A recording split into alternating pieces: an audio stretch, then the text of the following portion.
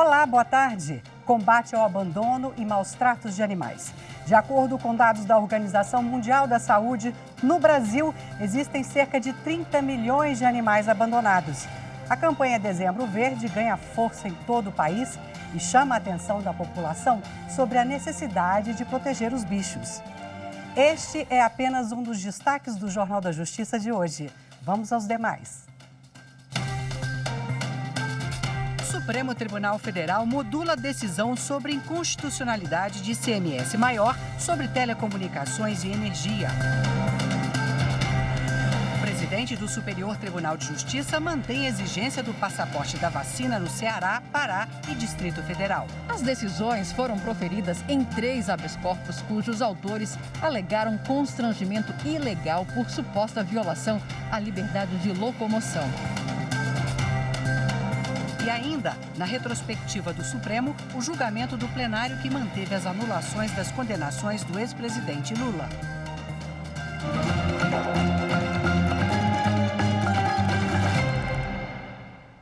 A Procuradoria-Geral da República se manifestou pela inclusão de declarações do presidente Jair Bolsonaro sobre a relação com o ex-ministro da Justiça, Sérgio Moro, no inquérito que apura suposta interferência do chefe do Executivo na Polícia Federal. A manifestação da PGR é do dia 23 de dezembro e foi recebida ontem no Supremo. No documento, o vice-procurador-geral da República, Humberto Jacques de Medeiros, afirma que a declaração de Bolsonaro em entrevista ao jornal Gazeta do Povo é conveniente para a investigação. A PGR se manifestou em um pedido da defesa de Sérgio Moro, que pediu a inclusão da entrevista no inquérito.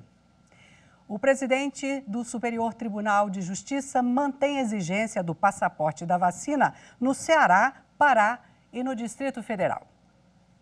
O presidente do STJ, ministro Humberto Martins, negou pedidos para suspender a aplicação dos decretos do Ceará, do Pará e do Distrito Federal, que exigem a comprovação da vacinação contra a Covid-19 como requisito para o ingresso em órgãos da administração pública e estabelecimentos particulares, como bares, restaurantes e academias de ginástica, além de eventos esportivos, festas e atividades similares.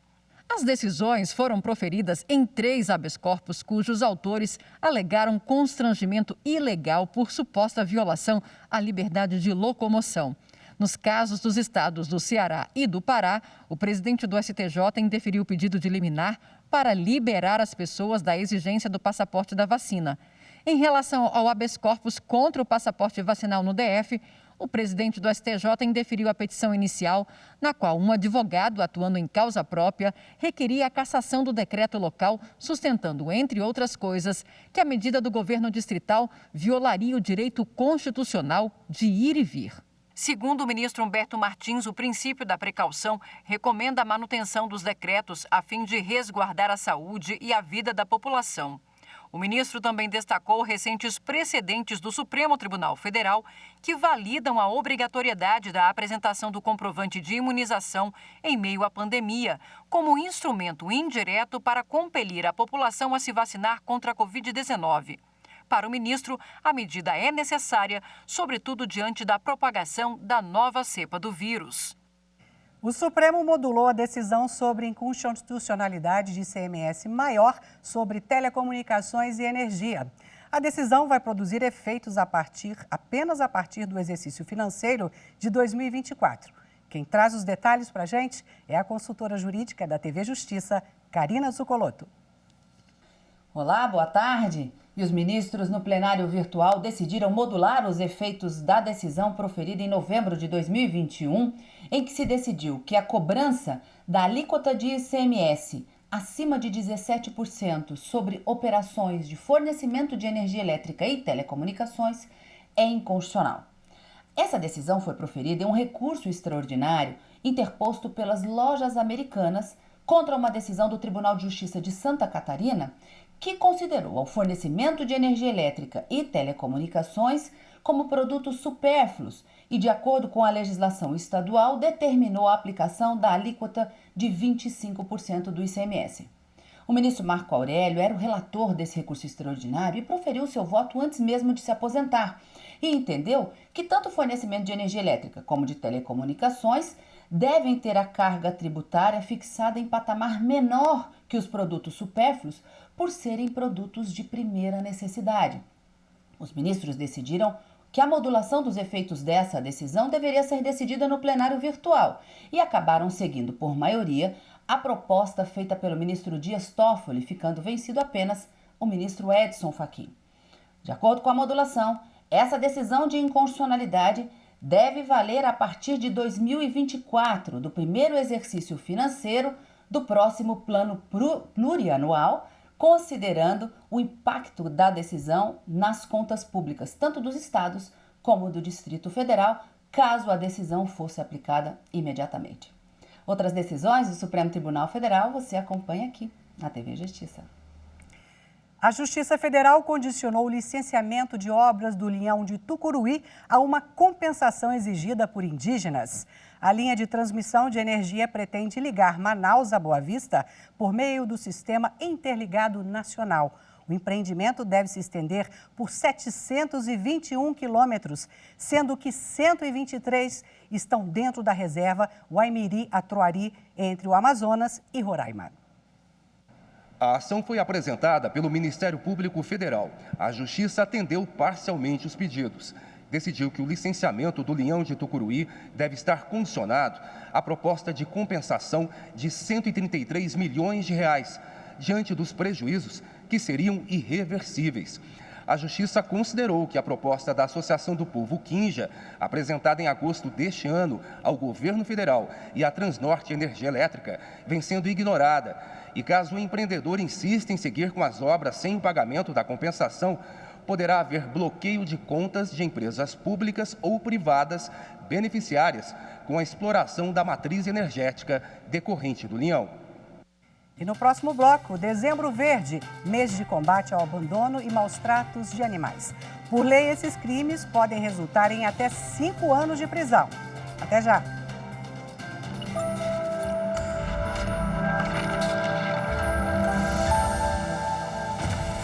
A Constituição Federal de 1988, fundada através de um Estado democrático de direito, visa assegurar o exercício de direitos sociais, individuais, de liberdade e bem-estar, fundado em valores supremos de uma sociedade fraternal, plural e sem qualquer tipo de preconceito, além de validar a solução pacífica de resolução de conflitos.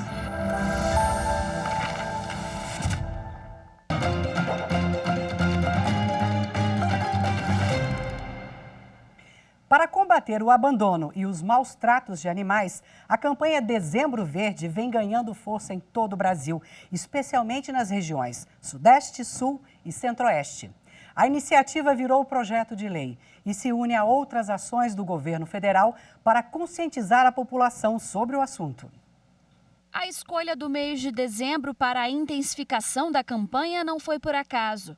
Nesta época do ano, com a chegada das festas e do período de férias, o abandono de animais aumenta consideravelmente em todo o país. Com a pandemia, a situação se agravou ainda mais. Muitas pessoas passaram por situação financeira, outras pessoas que moravam em casa passaram a morar em apartamentos e sempre tem uma desculpa para abandonar o seu animal, para serem descartados como coisas, como objetos. De acordo com dados da Organização Mundial da Saúde, no Brasil existem cerca de 30 milhões de animais abandonados, sendo 10 milhões de gatos e 20 milhões de cães. Muitos deles foram abandonados quando ainda eram filhotes. São animais que vivem, em média, apenas 2 anos. Para tentar diminuir esse cenário de abandono, a campanha Dezembro Verde nasceu a partir da união de ativistas e protetores de animais e se espalhou pelo país. Com o mesmo nome e objetivo, um projeto de lei foi criado na Câmara dos Deputados, onde segue em tramitação. A intenção é conscientizar a população sobre a guarda responsável de cães e gatos. No Distrito Federal, a gente tem leis que são eficientes de certa forma. O problema é que a gente não tem políticas públicas adequadas para o direito dos animais. Então, nós temos alguns órgãos públicos que tratam dessa questão, como as zoonoses, como o IBRAM trabalha com as castrações, mas eles trabalham de forma isolada e de forma pontual. A legislação brasileira tem caminhado cada vez mais para garantir o direito dos animais. Em setembro do ano passado, o presidente Jair Bolsonaro assinou uma lei que criminaliza os maus-tratos, conhecida como Lei Sanção. Agora, a pena para quem pratica maus-tratos vai de 2 a 5 anos de prisão, além de multa e perda da guarda do animal. A lei ganhou esse nome depois que um cachorro da raça Pitbull, chamado Sansão, teve as patas traseiras arrancadas com um facão. Coisa triste, né? Bem, para repercutir o assunto, a gente conversa ao vivo pela internet com a advogada do Fórum Nacional de Defesa Animal, Ana Paula de Vasconcelos. Ana Paula, boa tarde e bem-vinda ao Jornal da Justiça. Boa tarde, é um prazer estar aqui com vocês. Antes da Lei Sanção, qual era a punição prevista? Porque agora, como mostrou na matéria ali da Manuela, passou a uma punição de 2 a 5 anos de prisão para crimes de maus-tratos. Só para a gente ter uma comparação do quanto aumentou, quanto era antes? A legislação anterior era bastante branda, né? Nós tínhamos uma punição de 3 meses a 1 ano. Por ser considerado crime de pequeno potencial ofensivo, o acusado assinava um termo circunstanciado e, via de regra, fazia uma transação penal na audiência. Ou seja, isso não gerava qualquer tipo de punição ou repercussão social para a sua vida. Agora, com a alteração legislativa, nós temos a previsão da prisão em flagrante, o que tem ocorrido em vários casos no Brasil todo, e, inclusive, as prisões sendo convertidas em prisão preventiva, ou seja, o agressor ficará preso todo o curso do processo até a sentença. Então, isso, de fato, traz uma sensação de punição, e eu vejo que a sociedade tem, além do caráter punitivo, tem tido o caráter educativo também, porque a sociedade cada vez mais tem denunciado e se revoltado contra essas situações. Pois é, a senhora falou aí de alguns casos que já foram parar na cadeia, e eu me lembrei agora de um desse mês, em Iporá, no interior de Goiás, que um advogado matou um cachorro com um tiro na cabeça. Ele era amigo dos donos do animal e o argumento dele, segundo a polícia, é que o cachorro mordeu o dedo dele. Isso foi, inclusive, flagrado por câmeras de segurança e ele foi preso em flagrante, agora está com a prisão preventiva em vigor. A senhora poderia citar alguns outros casos aí que mostram a eficácia dessa nova lei, da Lei Sanção? Sim. Aqui no Jardim Gá, Goiás, que é uma cidade limítrofe de Brasília, nós tivemos o caso do cachorro Alex, onde o tutor foi preso em flagrante, ficou preso por 15 dias e só foi solto após o arbitramento de uma fiança no valor de R$11 mil. Então, isso mostra que o judiciário tem tido um olhar diferenciado e atento para essas práticas de crime, que antes eram banalizadas e não resultavam em qualquer tipo de punição. E nós temos diversas sentenças já, inclusive em São Paulo, recentemente nós tivemos uma condenação onde o agressor recebeu uma pena de mais de 7 anos, ele ficou preso toda a instrução processual e permanece preso. Então, isso mostra que o judiciário vem avançando bastante na punição de crimes como esses. Pois é, uma conscientização, curiosamente, que vem apenas quando há lei, quando há punição, né? Mas, felizmente, estamos aí avançando. Bom, a gente conhece muito a agressão física e também o abandono. Mas há outros tipos de maus-tratos, né, Ana Paula? Sim, a lei do crime de maus-tratos ela é do tipo penal aberto. Então, o caput do artigo 32 traz o abuso, ferir, mutilar animais silvestres ou domésticos, né, ou domesticados. Mas nós temos uma gama dentro dessas previsões que podem ser considerados maus-tratos. Deixar o animal em local insalubre, deixar o animal sem água, sem alimentação, deixar o animal acorrentado. Então, são diversas práticas que podem caracterizar maus-tratos. O agente público, ao chegar naquela situação, ao se deparar com o flagrante, irá avaliar uma série de circunstâncias para ver se aquele ato ali se enquadra ou não na prática de maus-tratos. Doutora Ana Paula, para encerrar, onde se pode denunciar em qualquer lugar do país? na delegacia mais próxima ou nos canais que as polícias civis e militares disponibilizam, seja através de aplicativo, através de internet ou através de telefone. Não é necessário que se tenha uma delegacia especializada.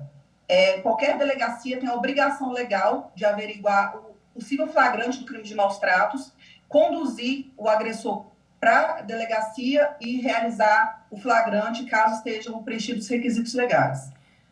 Obrigada. E a população deve denunciar sempre, porque a denúncia salva vidas. Pois é, tem que ter consciência também na denúncia e não ter medo da denúncia, né? Porque são animais que estão aí correndo risco de vida e sofrendo. Ana Paula, muito obrigada pela sua entrevista e um ótimo ano novo para você. Obrigada para vocês também. É sempre um prazer estar com vocês. Tchau. E a seguir, na retrospectiva 2021 do STF do mês de abril, o julgamento do plenário que manteve as anulações das condenações do ex-presidente Lula. Nós voltamos já.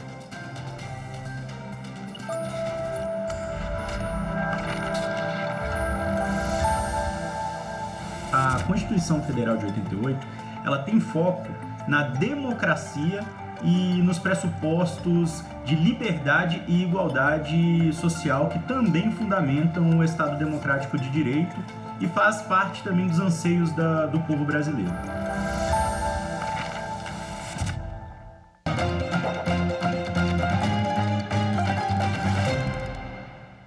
Retrospectiva 2021 STF. Em abril, o Supremo Tribunal Federal manteve as anulações das condenações do ex-presidente Lula. Os ministros julgaram os recursos do Ministério Público Federal e da defesa do ex-presidente contra a decisão monocrática do ministro Edson Fachin, que anulou todas as medidas da 13ª Vara Federal de Curitiba nas ações penais contra Lula e determinou o envio dos autos para a Justiça Federal do Distrito Federal.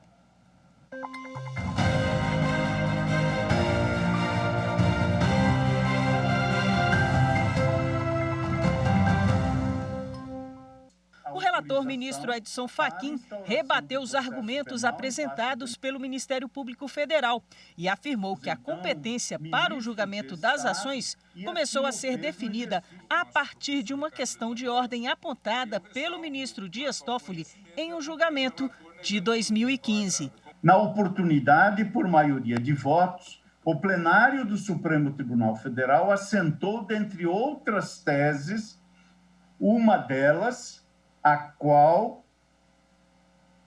contém a afirmação de que a colaboração premiada como meio de obtenção de prova não constitui critério de determinação, de modificação ou de concentração de competência.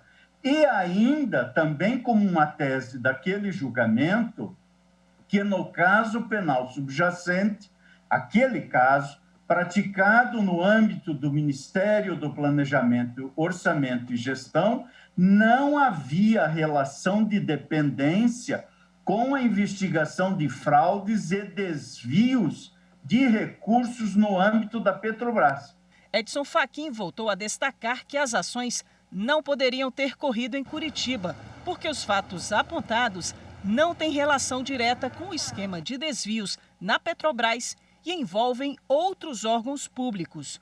O ministro, então, negou o pedido do Ministério Público Federal. Verifico que não há apontamento de qualquer ato praticado pelo paciente no contexto específico de contratações pelo Grupo Odebrecht com a Petrobras.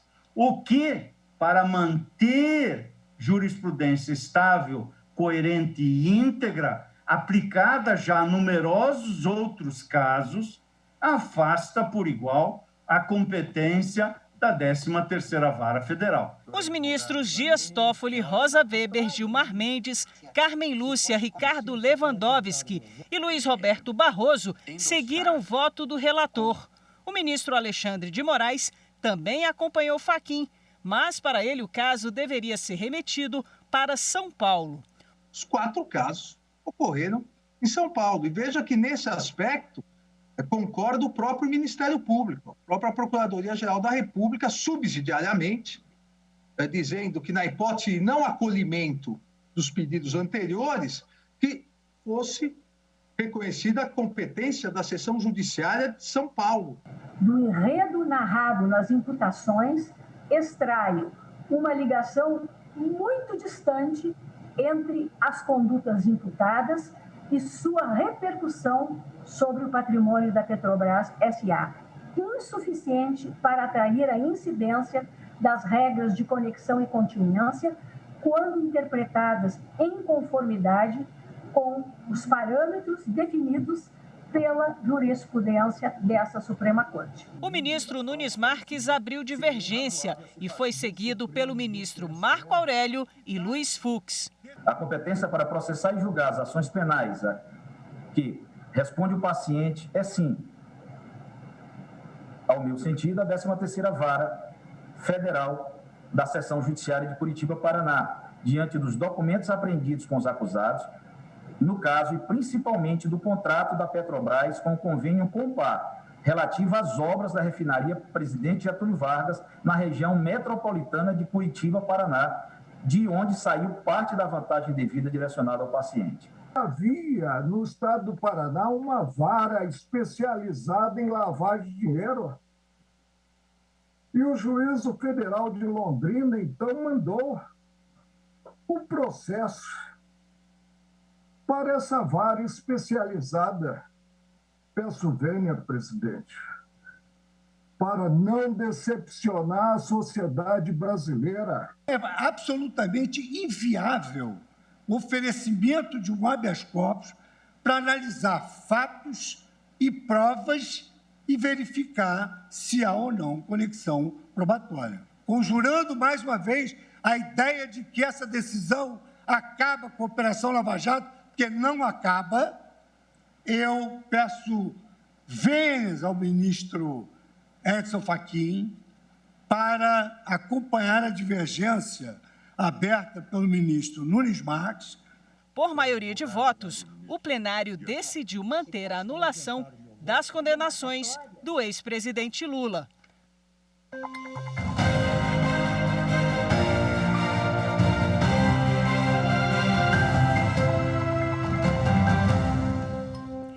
Máscara obrigatória como forma de prevenção à Covid-19. É uma regra para qualquer ambiente, inclusive trabalhista. Veja o que pode acontecer caso essa regra não seja obedecida por empregadores e empregados. Elas já se tornaram acessórios obrigatórios em qualquer ambiente. As máscaras de proteção devem ser usadas o tempo todo para nos proteger e também proteger as pessoas que estão ao nosso redor. Nos mais diversos ambientes de trabalho, os profissionais tiveram que se adaptar e seguir à risca a recomendação. O advogado Gustavo Afonso Oliveira explica que essa é uma obrigação que vai além do âmbito trabalhista. De fato, é uma regra sanitária de caráter cogente. Todas as pessoas, né, em seus respectivos estados e municípios precisam utilizar máscara, e não só dentro do ambiente de trabalho, né, mas também fora dali, na rua, caminho do trabalho, no supermercado, na farmácia. E em relação à empresa, é recomendável que ela faça isso mediante, por exemplo, a colocação de avisos, né, nos murais da empresa, em locais visíveis. Nessa empresa de contabilidade, por exemplo, o uso da máscara foi adotado por todos desde o início da pandemia. Por aqui não houve resistência alguma. Não, aqui na equipe nossa, né, sempre nós procuramos reforçar essa orientação, né, da prevenção, da prevenção individual de cada um e da equipe, né?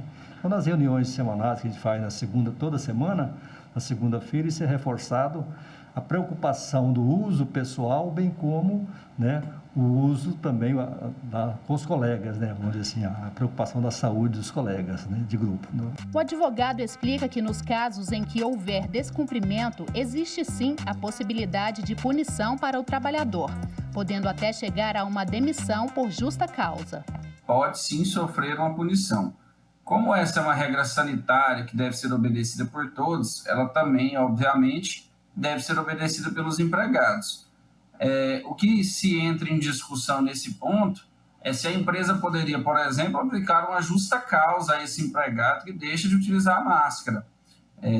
Porque a gente quando vai analisar os requisitos, né, de aplicação de justa causa, existem algumas situações importantes. A imediatidade, que entendo nem seria tão o caso essa espécie aqui que nós estamos a discutir, mas a razoabilidade. Se existe a possibilidade de punição ao trabalhador que não usa máscara, os empregadores também devem ficar atentos.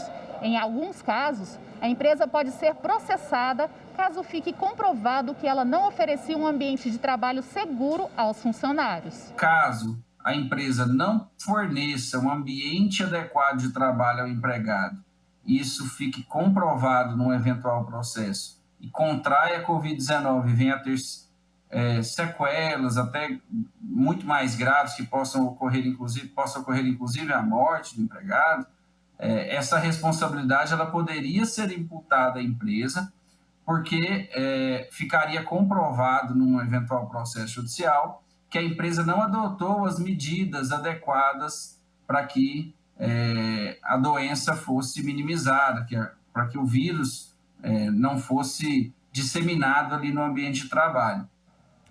E o Jornal da Justiça fica por aqui. Uma ótima tarde para você e até amanhã. Tchau.